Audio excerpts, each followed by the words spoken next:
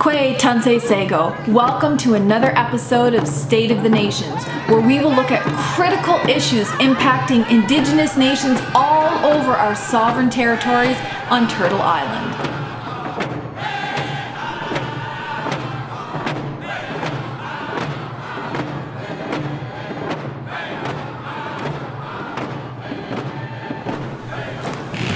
Canada is killing our people.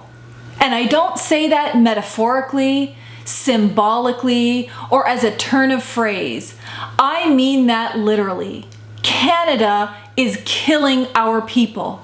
Every time a bureaucrat knowingly, purposefully, and chronically underfunds essential human services like food, water, education, healthcare, safety programs, shelters, they are making decisions that they know will result in the premature deaths of our people. Bureaucrats are able to predict with some degree of specificity the numbers of people that will lose their lives in our First Nations. The devastating impacts of these racist policy decisions are felt by First Nations every single day. Take, for example, the tragedy in Wapekeka First Nation. The leadership in that First Nation became aware of a suicide pact amongst some of its youth and immediately made an application to Health Canada for emergency services, a medical health team to come into the community and prevent any suicides from happening. And what was the federal government's response? There was no response for half a year. They did not intervene. They did not send in emergency mental health team to help prevent this suicide. And what was the result? 2 little girls committed suicide. And it's not like Canada didn't know that this was well within the range of possibilities. They were notified by the community's leadership. This is something that the Canadian Human Rights Tribunal took very specific note of.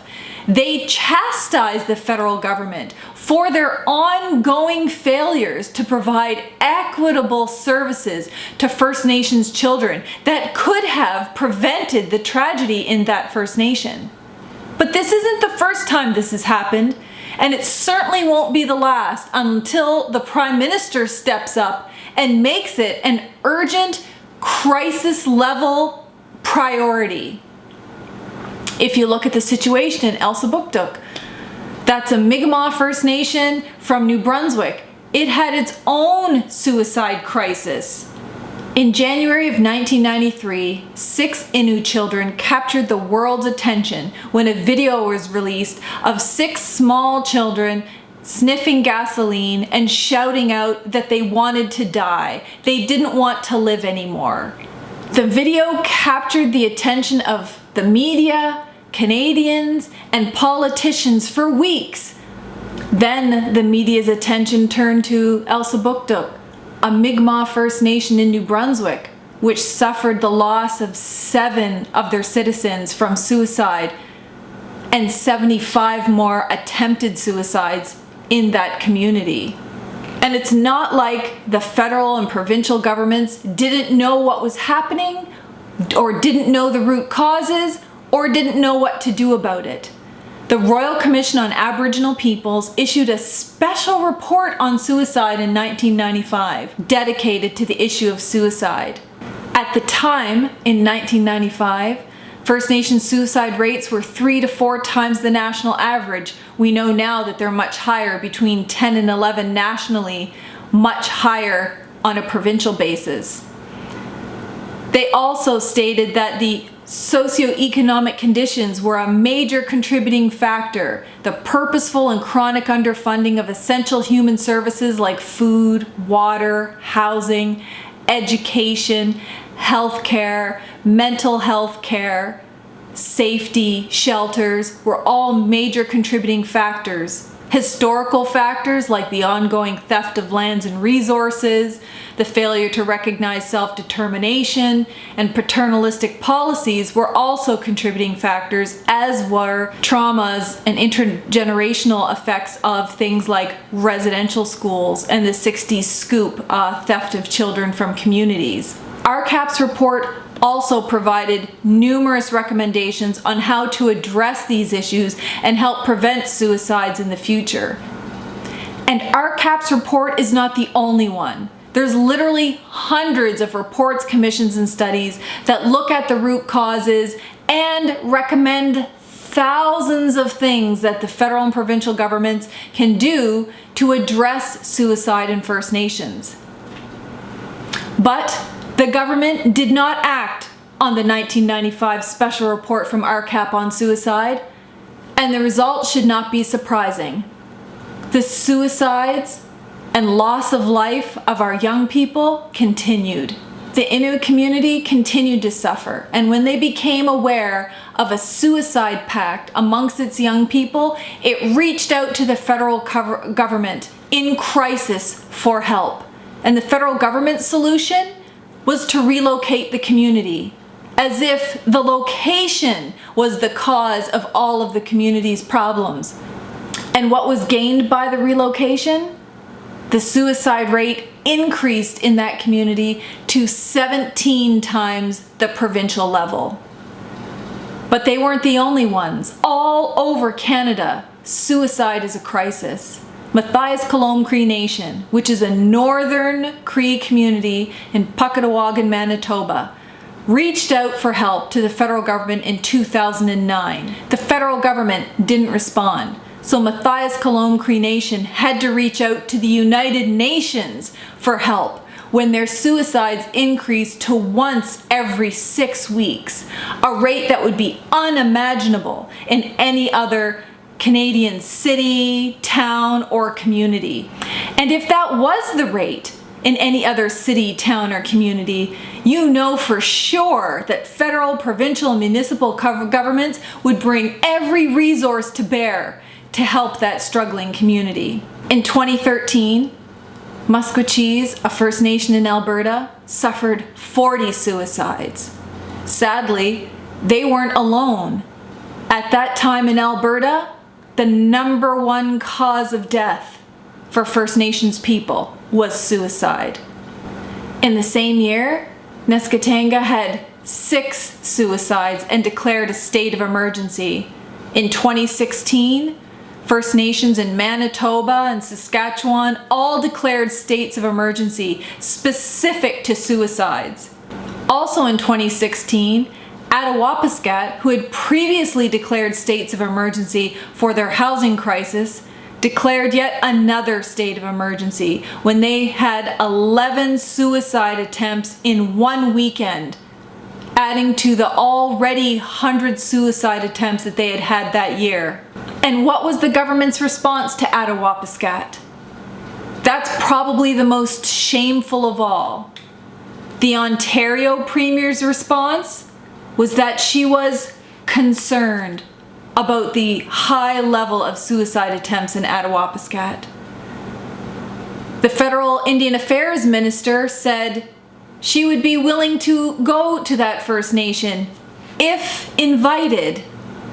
The Prime Minister reached out via Twitter and expressed heartbreak over the suicide attempts. And the equally empty response from the Assembly of First Nation was one of expressing gratitude for all that the federal and provincial governments were doing for Wapekeka, which at the time was very little. So while the Prime Minister, Minister of Indian Affairs, Ontario Premier, and the Assembly of First Nations were all busy patting themselves on the back for all of the work they were doing for Wapekeka, the suicides continued everywhere else in Canada. In Pikangikum, Ontario, their suicide rate is 20 times the national average, making it the highest suicide rate in the world for the last 25 years running.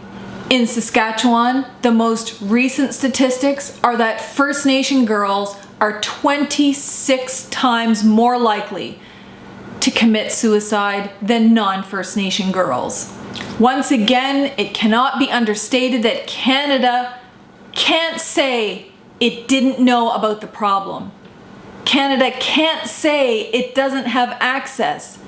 It is worth repeating here that Canada cannot say it doesn't know that there's a problem. There have literally been hundreds of studies and research reports and statistics provided to the federal government to document the crisis levels of suicide in First Nations, the root causes, most of which relate to Canada's racist and paternalistic laws and policies, and the corresponding solutions, many of which deal with equalized government program funding, the return of lands and resources, the recognition of self-determination, the revitalization of language and culture. They also know about the thousands of recommendations on how to address suicide in First Nations, like returning lands and resources, like eliminating racist and discriminatory laws and policies, like equalizing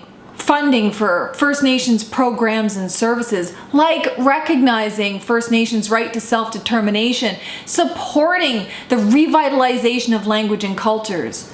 In fact, there's early studies that have shown that in First Nations, which are engaged in self-determining activities and the revitalization of language and culture and the assertion of their Aboriginal and treaty rights, have little or no suicide compared to other First Nations. This kind of research is critical to moving forward on the suicide crisis in First Nations. Canada has long known about the problem, and it also knows about the solutions. If we know about the problems, and we know about the root causes, and we know what the solutions are, then why has there been no move forward to address it? And it all comes down to a lack of political will, a choice made by prime ministers, ministers, and bureaucrats at all levels of government to not act on a very lethal crisis impacting First Nations in this country. It is a racist decision that's being made, and I would argue a criminal one. The failure to provide the necessities of life, standing by and watching people die. Canada has turned a blind eye to the First Nation suicide crisis for a very long time. And when I say Canada, I mean federal, provincial, territorial, and municipal governments. Canada needs to act urgently. It needs to set up an emergency team of federal, provincial, territorial, and First Nations leaders and experts to address all of the root causes of this suicide crisis urgently and treat it like the crisis it is. There is no reason why the Army has not been sent into First Nations to build houses, bring clean drinking water, sanitation, and there is no reason why the federal government has not increased funding levels to core essential human services like food, water, education, healthcare, and especially mental health. Especially in an age of truth and reconciliation, when we know that many of these issues, depression and suicidal thoughts, are all the result of intergenerational trauma from Canada's own laws and policies. Things like residential schools, 60s scoop, foster care, over-imprisonment, murder to missing Indigenous women. All of these issues at which Canada is culpable. All of these issues have a direct impact on the mental health and well-being of First Nations, especially children. And Canada has a legal, political, and moral obligation to act. In the short term, we need this emergency management team to come together and start addressing all of these crisis level root causes. But in the long term, we need to ensure that lands are transferred back, our waters, our resources, that our self-determination and Aboriginal and treaty rights and title are recognized and implemented. Because at the end of the day, racism is killing our people.